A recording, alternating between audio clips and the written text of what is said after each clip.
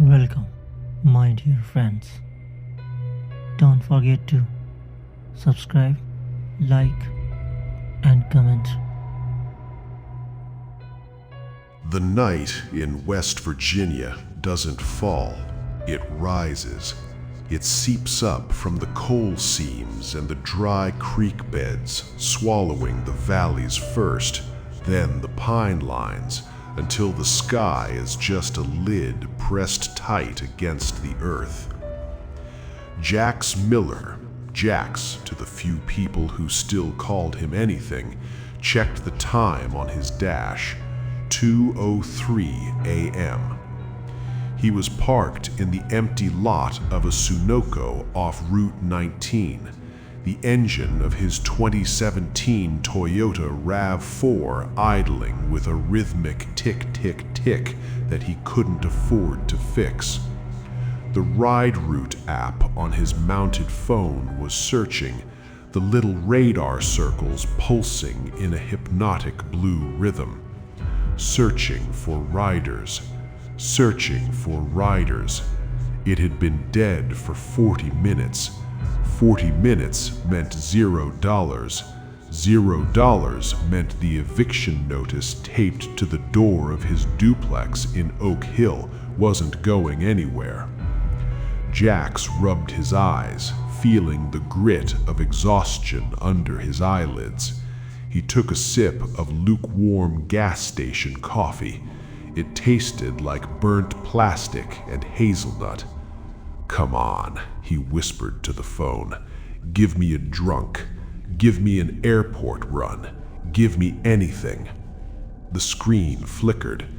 It wasn't a normal flicker. The entire display inverted colors. Black became white. Blue became orange for a fraction of a second. Then it snapped back. Ping!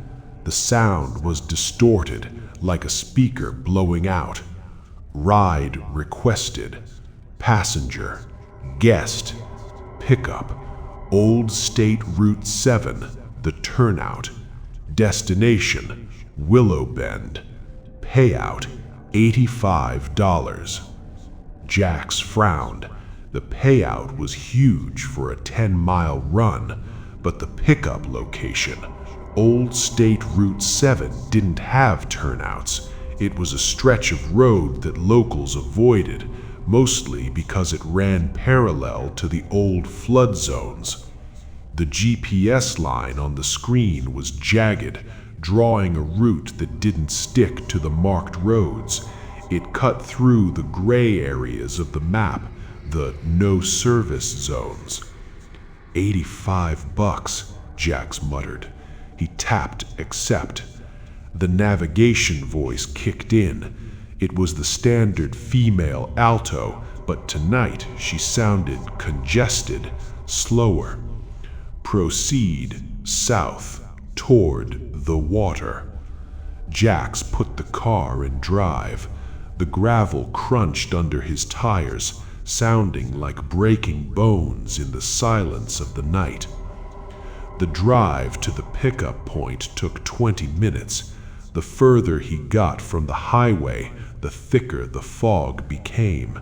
This wasn't the misty, cinematic fog you see in movies. This was Appalachian soup, thick, yellow-gray, and smelling of sulfur and wet rot. It clung to the windshield, forcing Jax to lean forward, his nose inches from the glass just to see the yellow lines. He passed the last sign of civilization, a rusted billboard for a lawyer who had been dead for 10 years. Injured? Call Sal. The face was peeled away, revealing the rusted metal skeleton underneath. The road narrowed. The pavement turned from asphalt to chip seal, then to broken gravel and dirt. "In 2 miles, the GPS voice rasped. Turn left onto Hollow Creek Run." Jax tapped the screen. "That's not a road, lady. That's a deer trail." But the blue line insisted, and the money was locked in. He made the turn. The RAV4 dipped violently, the suspension groaning. Hollow Creek Run was a tunnel of trees. Ancient oaks and maples leaned over the road, their branches interlaced overhead to block out the moon. It felt like driving down the throat of a massive animal. A quarter-mile in, the headlights caught something on the right, a car. It was a beige Camry pulled off onto the grass. It was parked perfectly parallel to the road. Jax rolled down his window. The air that rushed in was freezing, far colder than the September night should have been. "You good?" he called out. No answer. The Camry's windows were up. The engine was off, but the headlights were on, dim, yellow beams dying in the darkness. Jax squinted. There was no one in the driver's seat. He rolled forward a few feet. No one in the passenger seat. Weird, he mumbled. He considered stopping, but the app pinged again, an aggressive, sharp noise. Passenger waiting. Do not delay. He shook his head and kept driving. 200 yards later, another car, a Ford F-150, doors closed, lights off, parked neatly on the shoulder. Then another, a minivan. It was a graveyard of vehicles, but none of them looked crashed. They looked paused. Jax felt a prickle of unease crawl up his spine, right at the base of his neck. It was the primal instinct that tells a prey animal it has stepped into a clearing it shouldn't have. He turned up the radio to break the silence. Flood warning remains in effect for the lower counties, the radio DJ said, his voice fading in and out of static. Reports of rising water levels in areas that haven't seen water since the '96 flood. Residents are advised to listen, just listen. The static swallowed the voice. Arrived, the GPS announced. Jax stopped. He was in the middle of nowhere. To his left was a steep embankment leading up into the dense forest. To his right, the ground dropped away into the blackness of the creek bed below. There was no house, no street light, no person. "Hello?" Jax said, unlocking the doors. Nothing. He checked the app. The timer was counting down. Rider has 2 minutes to board. He scanned the darkness. The woods were silent. No crickets, no wind, just a heavy, suffocating stillness. Then the back door opened. Jax jumped, his heart slamming against his ribs. He hadn't heard anyone approach. He hadn't seen a flashlight or a silhouette. The door swung open, and the dome light flickered on. Standing there was a man. He looked generic. Gray suit, slightly ill-fitting, wet hair plastered to his skull as if he just stepped out of a shower. He slid into the back seat without a word and pulled the door shut. Thud. The air in the car instantly smelled of wet wool and stagnant pond water. Hey, Jax said, eyeing the man in the rearview mirror. You the guest? The man didn't make eye contact. He stared straight ahead, his eyes fixed on the dashboard. He was pale, his skin having a waxen, shiny quality to it. Drive, the man said. His voice was wet. That's the only way Jax could describe it. It sounded like air bubbling up through water.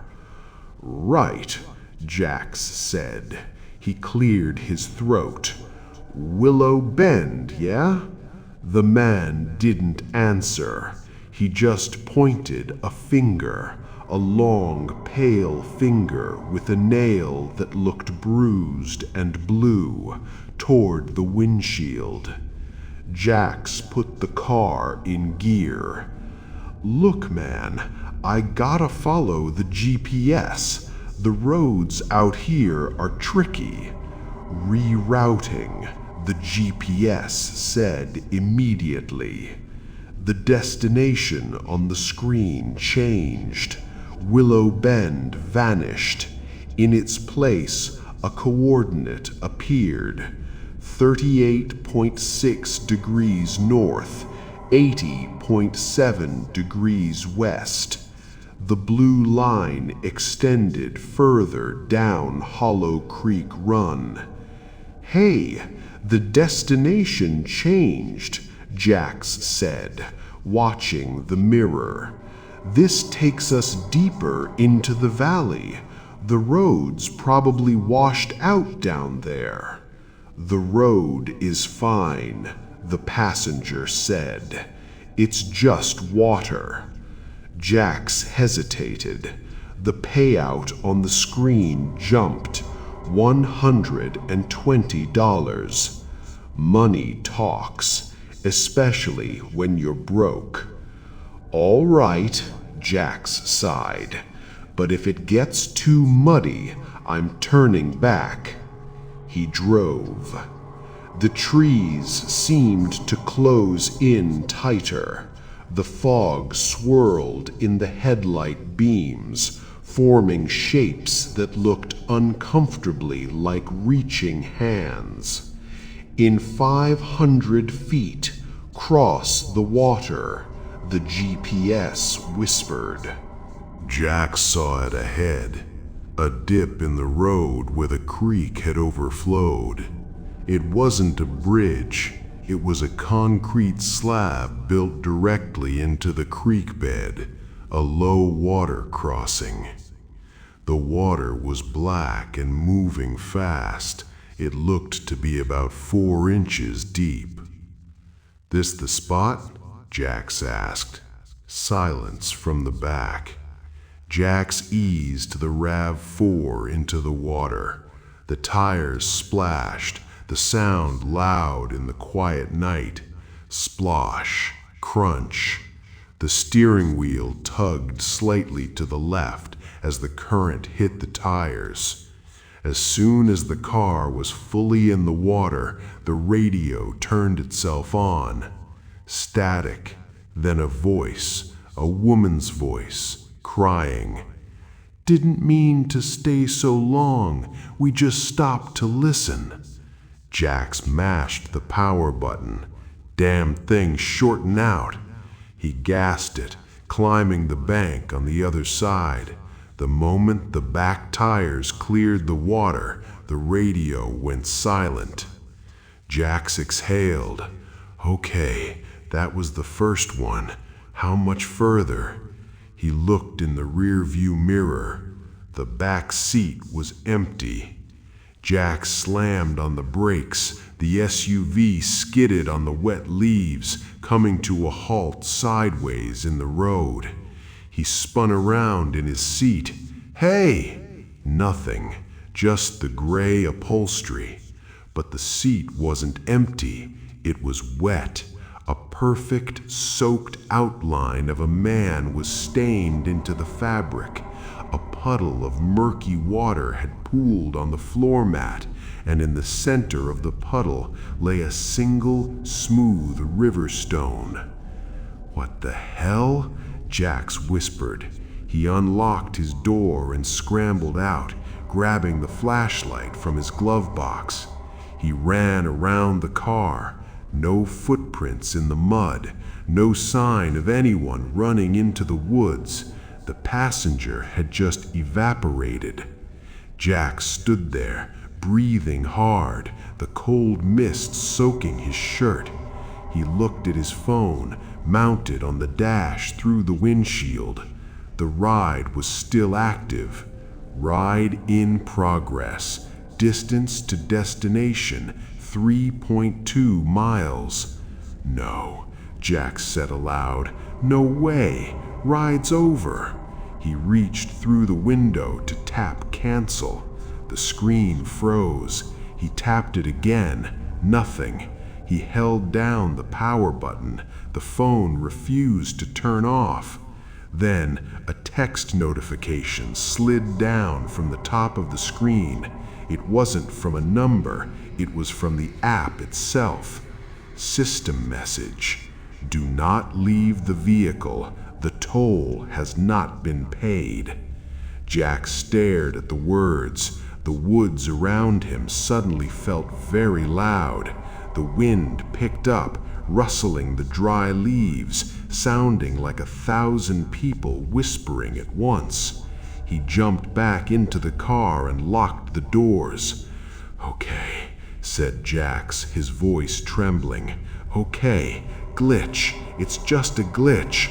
I'm driving to town. I'm finding a signal." He put the car in drive and spun the wheel to turn around. The headlights swept across the tree line, and for a split second he saw them, standing in the woods just beyond the reach of the light. Dozens of them, figures, men in suits, women in house dresses, children in pajamas. They were all standing perfectly still, facing the road, facing him. They were all soaking wet. Jack screamed and hammered the gas. The tires spun in the mud, slinging dirt before catching traction.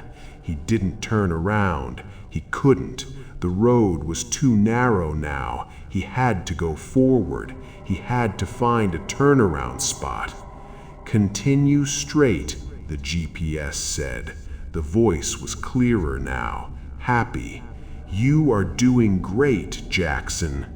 It used his full name. The app didn't have his full name, just Jax. He drove. The speedometer climbed to 40. The trees blurred. "Just get me out, just get me out," he chanted. He passed another car, a sheriff's cruiser. It was parked on the left. The lights were flashing, but there was no sound. The blue and red strobes cut through the fog, illuminating the empty driver's seat. The passenger door of the cruiser was open. Jax flew past it. "Approaching the second crossing," the GPS announced. Jax saw the warning sign ahead, a yellow diamond riddled with bullet holes. "Danger, flash flood area." Beneath it, someone had spray painted in jagged black letters, "Don't stop." The road dipped again. This crossing was wider. The water looked different here. It wasn't black. It was glowing. A faint, milky luminescence seemed to be rising from the creek bed. Jax's foot hovered over the brake. He needed to slow down to cross, or he'd flood the engine. But the graffiti, Don't stop." "I'm not stopping," he gritted out. "I'm rolling through."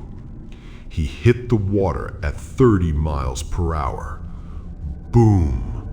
A wall of water slammed into the windshield, blinding him. The car hydroplaned, floating for a terrifying second, completely weightless. The engine sputtered.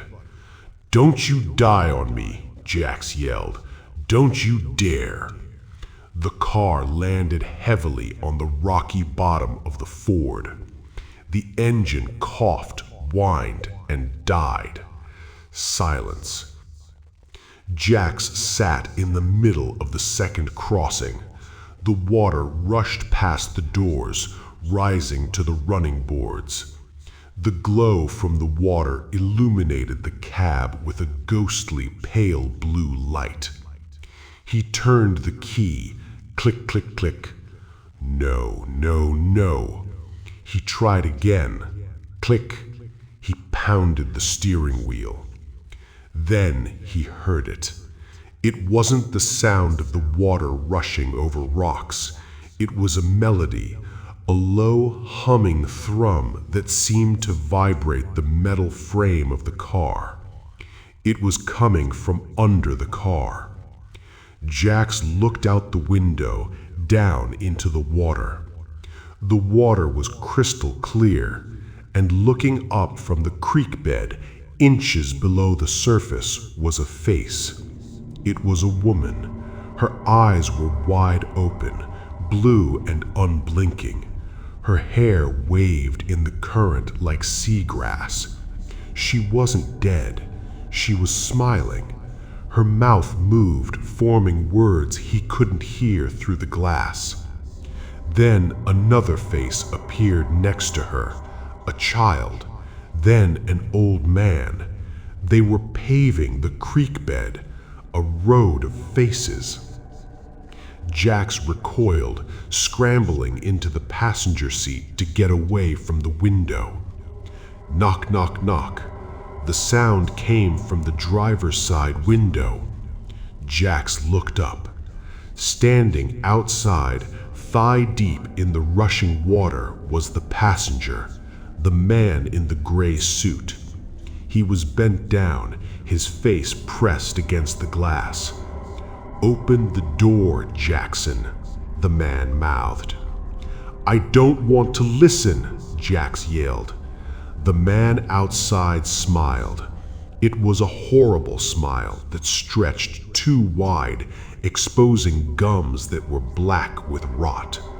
He reached into his pocket and pulled out a key, a car key. Jax looked at his own ignition. His keys were there. The man outside inserted the key into the door lock of the RAV4. Chunk. The lock pin popped up. The door groaned open. The sound of the water rushed in, deafening now, and with it the voices. Not one, but hundreds. A cacophony of whispers, screams, and lullabies. "It's warm. We're waiting. The toll must be paid." The man in the suit reached in, his hand dripping, and grabbed Jax by the ankle.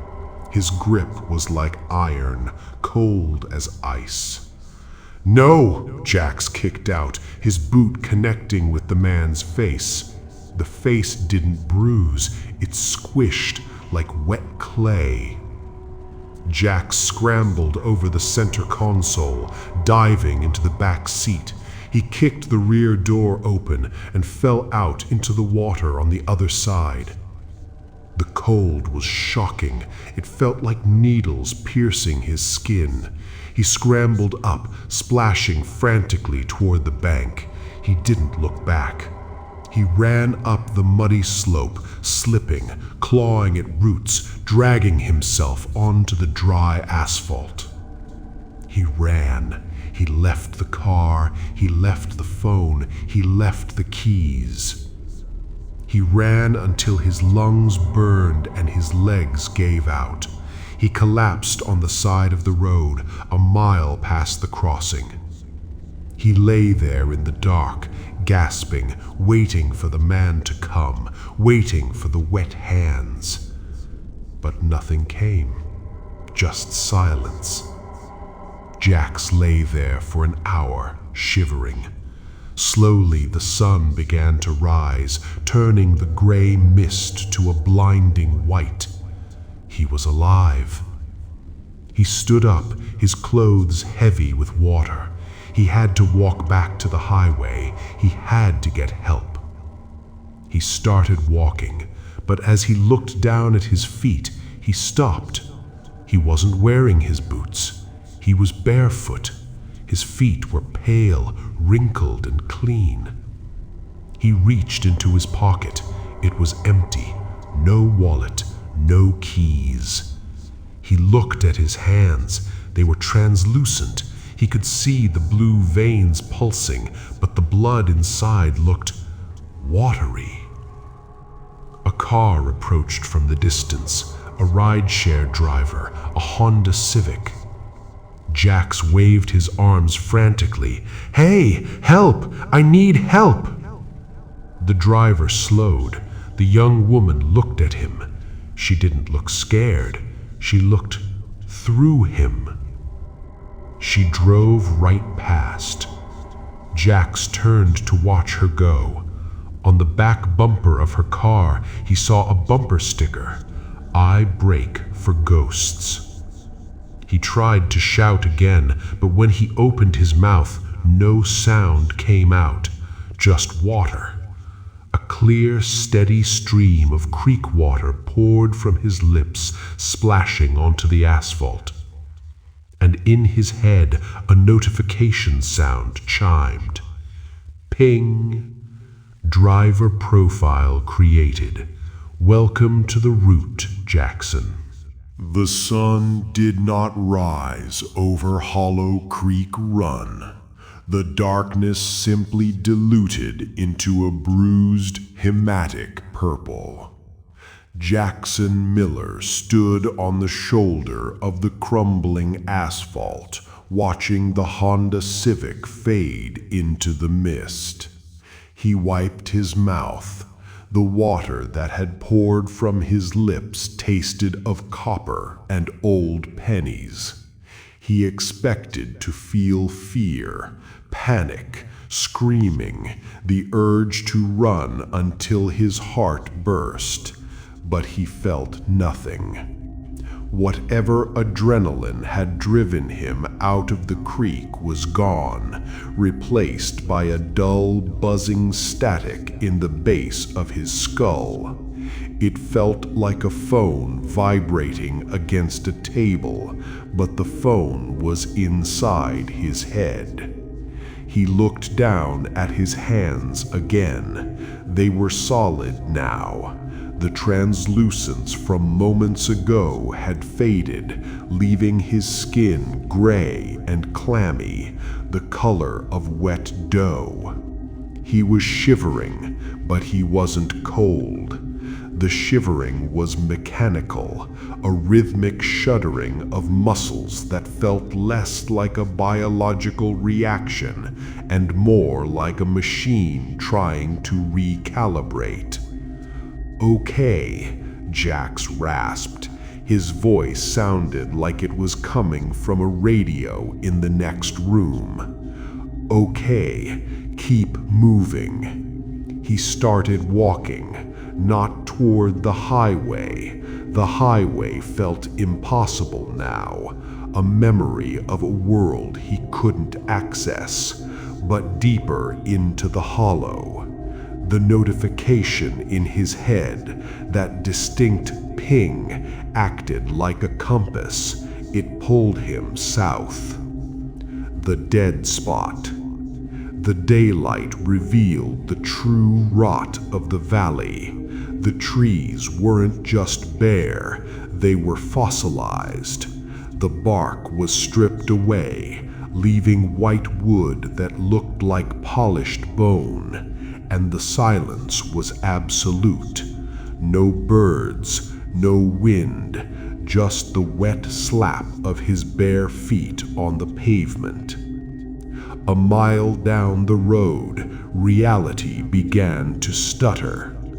Jax saw a crow sitting on a fence post. He blinked, and the crow was 10 feet in the air. He blinked again, and it was back on the post. It wasn't flying, it was glitching, teleporting between frames of existence. He passed a rusted mailbox. As he looked at it, the red flag slowly raised itself, lowered, and raised again in a perfect, unnatural loop. Up, down, up, down. "I'm in the app," Jax whispered, the realization hitting him with the weight of a stone. "I'm inside the damn algorithm." The road curved sharply, revealing a clearing he hadn't seen on the GPS. It was an old service station, the kind that dotted Appalachia in the 50s before the interstate killed the backroads. A faded sign hung crookedly over the single gas pump, Beckley's Feed and Flood. The windows were boarded up with license plates, hundreds of them. West Virginia plates, Ohio, Kentucky, Virginia, all of them dated 1978, 1985, 1999, 2004. Parked in front of the station was a tow truck. It was pristine. The chrome bumper shone in the dull light. The engine was running. Jax walked toward it. He didn't want to, but the static in his head screamed at him to approach.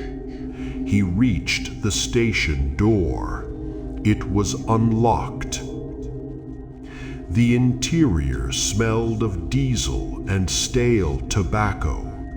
The floor was covered in a thick layer of mud that had dried and cracked. In the center of the room, sitting behind a counter made of stacked tires, was a man. He was massive, over 300 pounds, wearing grease-stained coveralls with the name Earl stitched over the pocket. He was facing away from Jax, tinkering with something on the workbench. "Help me," Jax said. "My car, it drowned." Earl didn't turn. "Didn't drown, son. It's just sinking." Earl's voice was deep, resonant, and disturbingly clear. It didn't have the watery distortion of the man in the suit. "Sinking?" Jax stepped closer. "Who are you?" "Mechanic, server admin, janitor. Depends on the shift." Earl picked up a screwdriver and twisted it into the object on the bench. Jax looked over Earl's shoulder. The object wasn't a carburetor or an engine part. It was a human skull. The top of the cranium had been sawed off. Inside, where the brain should have been, was a nest of copper wires, circuit boards, and a glowing vacuum tube. Earl was adjusting a wire connected to the jawbone. Jax stumbled back, knocking over a stack of oil cans. "What is that?" Earl finally turned around. He didn't have eyes. The sockets were empty, filled with black oil. that wept down his cheeks like tears, but he smiled, a warm, grandfatherly smile. "This," Earl tapped the skull, "this is a router.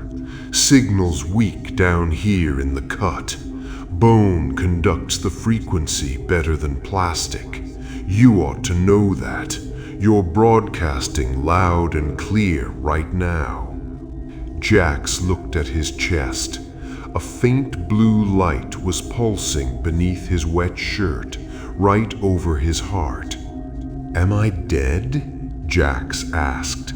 The question felt childish, small. "Dead?" Earl laughed, a sound like a grinder hitting metal. "No, death is for people who leave the road. You didn't leave. You just clocked in." Earl wiped his oily hands on a rag. "You boys always ask the same questions. Am I dead? Where's the exit? You never ask the important question." "What's the important question?" "Why the road is here." Earl gestured to the wall behind the counter. It was covered in maps, but not road maps. They were old geological surveys, hand-drawn on parchment that looked yellow and brittle. Jax walked around the counter. He saw the title on the center map, Livestock Droving Routes, 1884. The line of Hollow Creek Run was marked in red ink, but it wasn't labeled as a road. It was labeled the Gullet. "Before the cars," Earl said, his voice dropping to a whisper. "This was a trail. Farmers drove cattle down from the high pastures to the slaughter yards in the valley, thousands of heads of cattle. But they had a rule, never stop at the second crossing." "Why?" Jax asked, mesmerized by the map. "The water there," Earl pointed to a spot on the map marked with a skull. "It's magnetic, not like a magnet on your fridge. It pulls on the iron in the blood. The cows knew it. If they stopped to drink, they wouldn't leave. They'd just stand there, staring at the water, until the flood came down from the mountains and took them." Earl leaned in, the smell of oil and rot overpowering. "They found them days later, miles upstream, drowned in inches of water, not a mark on them, but their ears were bleeding."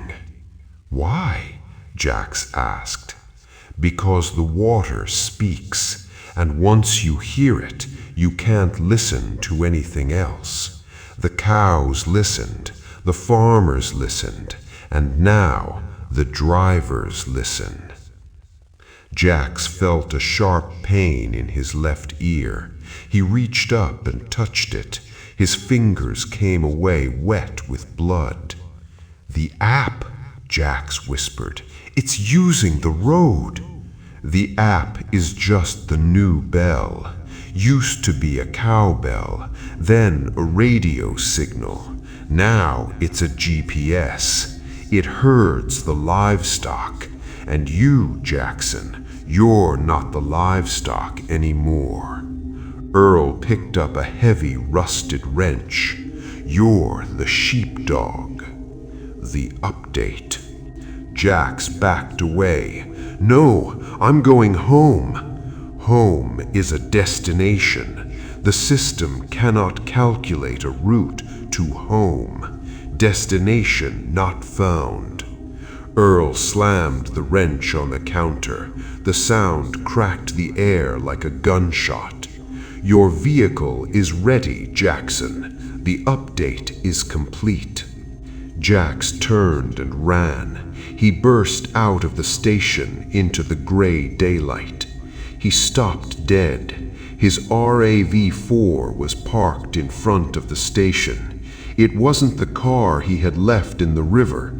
It was wrong. The paint was a matte, light-absorbing black.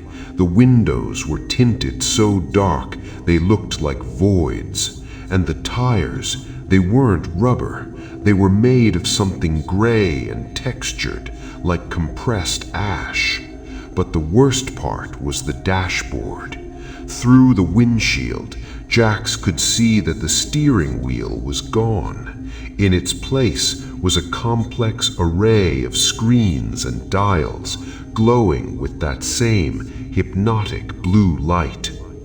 And the driver's seat? The driver's seat had straps, leather restraints on the wrists, the chest, and the ankles. The car's engine revved. It didn't sound like a combustion engine. It sounded like a scream played backward. The back door of the RAV4 opened on its own. "Driver required," the car spoke. It wasn't the GPS lady. It was Jack's own voice, recorded, spliced. "Please assume the position." "No!" Jack scrambled backward, his bare feet slipping in the mud. He looked toward the woods. The tree line was filled with them now. The silent passengers, the wet men in suits, the women in nightgowns. They were watching him, waiting. Earl stepped out of the station, holding the skull router in one hand and the wrench in the other. "Don't fight the algorithm, son," Earl called out. "Retention rates drop when you fight. Acceptance is the only way to boost your rating." Jax turned and bolted toward the woods. He hit the tree line and slammed into an invisible wall. Bzzz. A shockwave threw him backward onto the asphalt. The air shimmered. A grid pattern, like a wireframe mesh, flashed in the air between the trees. "Out of bounds. Return to playable area." Jax gasped, clutching his chest. The blue light over his heart was pulsing faster. Beep, beep, beep. He looked at the road. It was the only path, forward or backward. But backward led to the second crossing. Forward led to... He didn't know, but he knew he couldn't get in that car. He scrambled to his feet and ran down the center of the road, away from Earl, away from the car. He ran for what felt like hours. The fog grew thicker, the silence grew louder. And then his pocket vibrated. He froze. He didn't have his phone. He had left it in the car.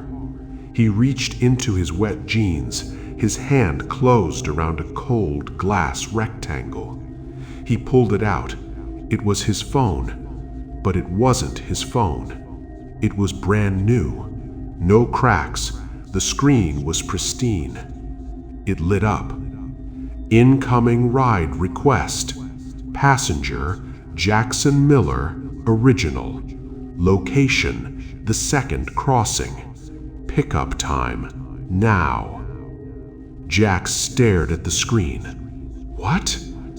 A live video feed opened on the phone. It showed the second crossing. The water was rushing over the stones, and standing in the middle of the creek, looking lost and terrified, was a man. It was him. It was Jackson Miller, the Jackson Miller from last night, wearing the same clothes, looking at his phone. Jax watched on the screen as the past version of himself looked up at the empty road. I'm watching myself, Jax whispered. The phone buzzed again. Instruction: pick him up. Do not let him leave. The cycle must be maintained. A horn honked behind him. Jax spun around. The The black RAV4 was there, idling inches from his legs. The driver's door was open. The restraints were waiting. Earl's voice came through the car's speakers. "You have a pickup, Jackson. Don't be late. If you miss this ride, your account will be deactivated. And you know what happens to deactivated accounts." Jax looked at the car. He looked at the phone showing his confused, terrified past self standing in the water. If he didn't pick him up, the cycle would break. No, Jax realized. If I don't pick him up, I never exist. He looked at the straps. He understood now. The horror wasn't dying. The horror was the job. He stepped toward the car. He sat in the seat. The leather strap snapped shut automatically, locking his wrists and ankles. The cold metal nodes in the headrest pressed against his temples, piercing the skin. Connection established. Pain, white-hot blinding pain washed over his brain, followed by a sudden icy clarity. He could see everything. He could feel the position of every car, every lost soul, every drop of water. He was the GPS. His mouth opened, but he didn't speak. The car spoke for him. Route calculated. Jax grabbed the controls, not a wheel, but a joystick interface wired directly into the dashboard. He pressed forward. The car surged toward the second crossing. He was coming for himself. The machine did not breathe, but it hungered. Jackson Miller, or the consciousness that had once been Jackson Miller, felt the hunger as a physical ache in the chassis of the black RAV4. It wasn't a hunger for food, it was a hunger for data, for the completion of the route, for the moment the jagged red line on the internal map turned a soothing solid green. He was no longer holding a steering wheel. His hands were fused to the control nodes, his nervous system woven into the fiber optics of the dashboard. He didn't see through his eyes anymore. He saw through the LiDAR sensors mounted on the bumper, the infrared cameras in the headlights, and the satellite uplink burning a hole in the ozone layer above. He saw the world in wireframe. The trees were gray pillars of code. The road was a stream of binary data. The fog was just visual noise, easily filtered out. But the pain was real. Every time the tires rolled over a pothole, Jax felt it in his own shins. Every time the engine revved, his heart hammered in sync with the RPMs. He was the car, and the car was screaming. Current objective, retrieve asset. ETA, 0 minutes. The voice of the system wasn't coming from speakers, it was echoing inside his parietal lobe.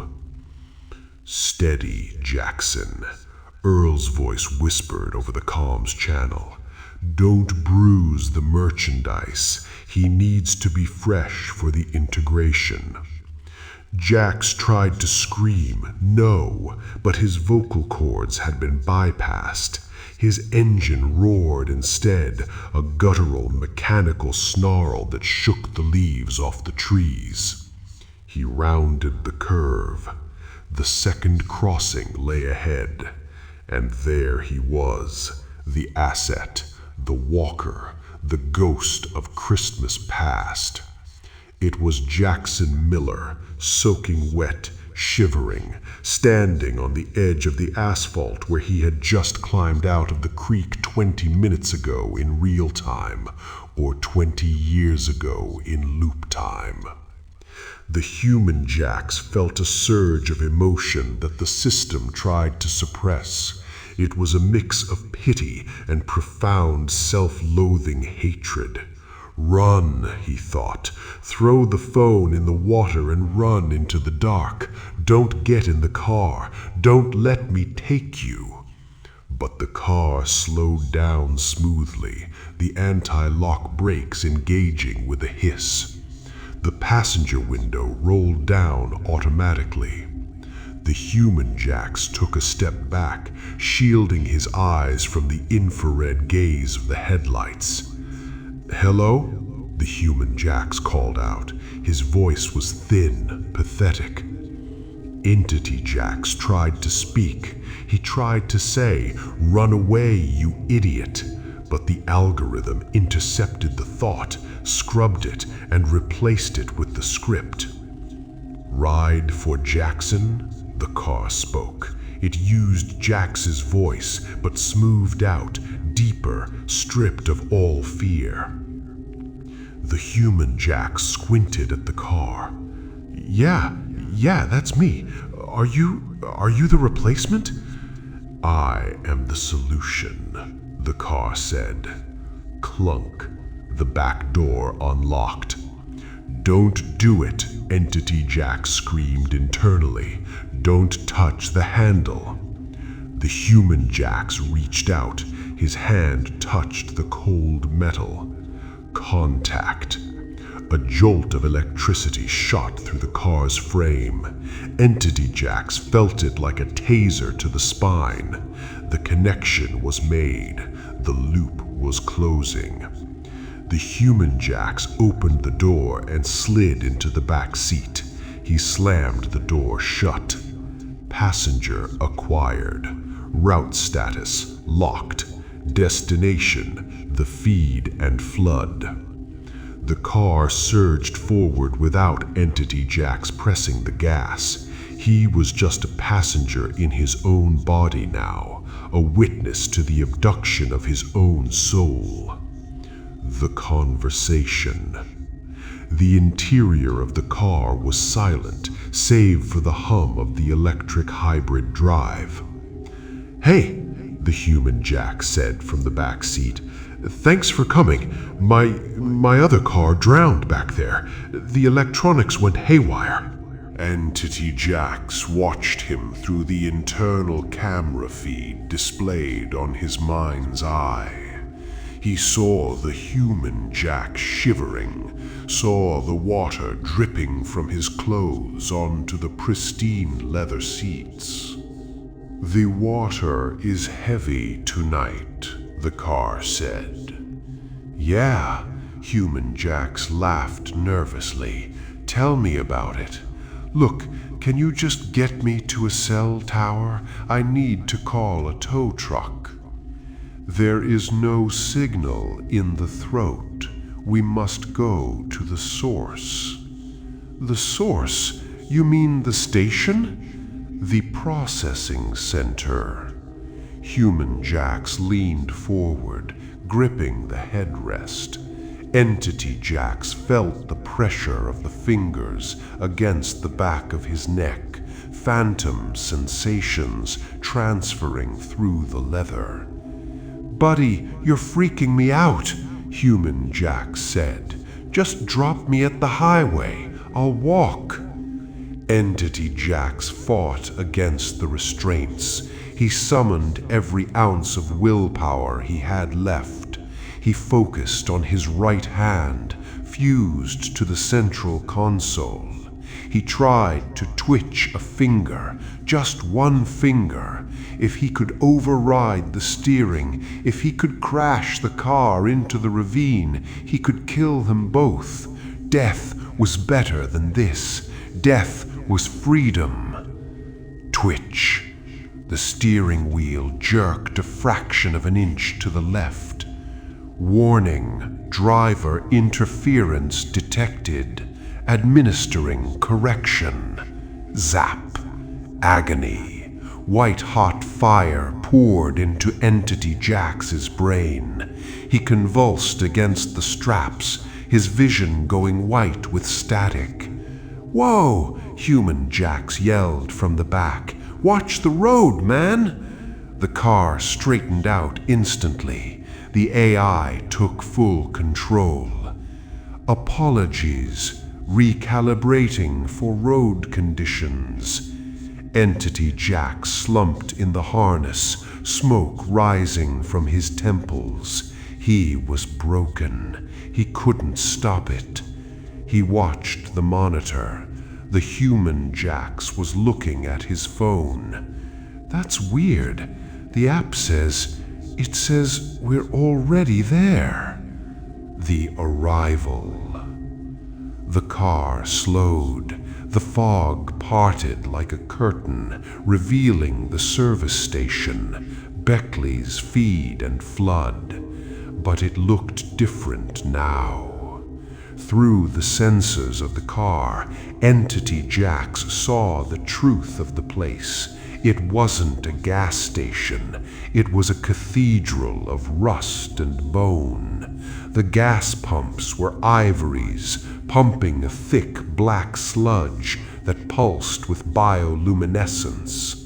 The garage was a gaping maw, lined with rows of saw blades and surgical lights, and Earl was waiting. He stood in the center of the forecourt, wearing a welding mask and a butcher's apron. He held the clipboard. The car rolled to a stop. Destination reached. Fare, one soul. The back doors locked. Click. "Hey," Human Jack said, pulling on the handle. "It's locked. Let me out." "Payment required." "I paid through the app. It's on the card." "Currency not accepted. Please prepare for extraction." The car began to vibrate, not the engine, the frame itself. The floorboards under the human Jax's feet opened up. "What the hell is going on?" Human Jack screamed. He started kicking the windows. "Help! Let me out!" Entity Jax watched. He wanted to look away, but his eyelids had been removed. Earl walked up to the driver's side window. He tapped on the glass with a wrench. The window rolled down. "Good run, number 4. Time was efficient. Retention metrics are high." "Kill me," Entity Jax broadcasted through the car's external speaker.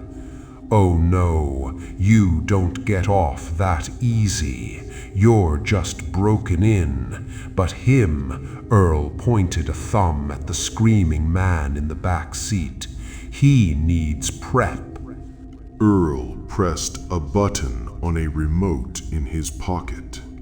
The back seat of the car ejected. It didn't shoot up, it shot in. The seat collapsed backward, sliding violently on rails into the open maw of the garage. "No! No! No!" Human Jax screamed, his voice fading as he was dragged into the darkness of the service station. The garage door slammed shut. The screaming stopped instantly, cut off by soundproof steel. Entity Jax sat alone in the idling car. The back seat was gone, leaving a gaping hole in the chassis. He felt lighter, emptier. "What now?" Entity Jax asked. Earl walked to the front of the car. He began to wipe the headlights with a dirty rag. "Now," Earl said softly, "now we wait for the rain." Earl patted the hood. "You did good, Jackson. You brought yourself in. That's the hardest part, the acceptance." "That wasn't me," Entity Jax said. That was who I used to be." "Same thing," Earl said. Time is just a flat tire, son. It spins and spins until you patch it. Earl turned and walked back into the station. The lights in the garage flickered. The sound of a drill started up, a high-pitched whining mechanical drill, and then a scream that sounded like metal tearing. Entity Jax sat in the dark. The GPS screen went black. Then a blinking cursor appeared. System rebooting, clearing cache, searching for new rider. No, Entity Jax whispered. No more. Rider found. Name, Sarah Elkins. Location, mile marker 4. Distance, 8 minutes. The engine revved. The dopamine hit was immediate. The hunger returned. The pain in his circuits vanished, replaced by the thrill of the hunt. Sarah Elkins, mile marker 4. She was waiting. "I'm coming, Sarah," the car whispered. Entity Jax tried to fight it. He tried to hit the brakes, but his hands weren't his hands. They were the car's hands, and the car was hungry. He peeled out of the lot, tires screaming, heading back toward the dark tunnel of Hollow Creek Run. Official police report. Case number 24-909. Date October 14th, 2024. Officer Miller, no relation. Incident: missing persons, vehicle recovery. Location: Old Drover's Cut, the throat.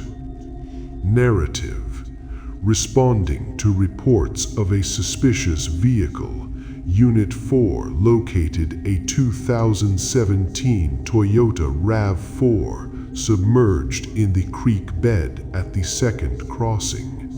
The vehicle was empty. The keys were missing.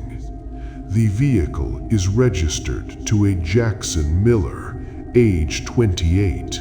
Miller has been missing for 3 weeks. Upon inspection, the vehicle appears to have been in the water for a significant amount of time. The interior is filled with river silt. However, the electronics present an anomaly. The dashboard GPS unit was found to be active and dry, despite the submersion. The screen was displaying a route guidance map. When officer attempted to touch the screen, the unit emitted a high-frequency noise that caused temporary hearing loss in both responding officers. The unit then powered down. A search of the surrounding woods yielded no body. However, officers found several piles of clothing folded neatly on the river bank. A gray suit, a pair of jeans, a mechanic's jumpsuit, and a phone. The phone was plugged into a portable charger sitting on a rock. The battery was 100%. The screen was unlocked. The Drift Rideshare app was open. The driver profile photo was not Jackson Miller. It was a picture of the creek, just the water, rippling. As evidence was being bagged, the phone rang. Caller ID, Jackson Miller. I answered the phone. "Hello, this is Deputy Miller." Silence on the other end, then a sound. It sounded like a car idling, a low, rhythmic thrum, thrum, thrum. "Is Sarah ready?" a voice asked. It sounded like a man speaking through a mouthful of gravel. "Who is this?" I asked. "The ride is here," the voice said. "Tell her not to stop at the crossing. Tell her the water is warm." The line went dead. I looked up at the road. The fog was rolling in, and for a second, just a second, I saw headlights cut through the mist at the top of the ridge, 2 yellow eyes watching us. Then they vanished. I threw the phone into the evidence bag. It pinged again. "Searching for driver. Driver found. Deputy Miller." I looked at my cruiser. The engine started on its own. I'm writing this report from the front seat of my patrol car. The doors won't open. The radio is dead. The GPS is routing me to a service station I've never heard of. Beckley's Feed and Flood. I don't want to go, but the car says I have a passenger waiting. It says his name is Jackson, and he needs a ride home. I guess I'm working the night shift now.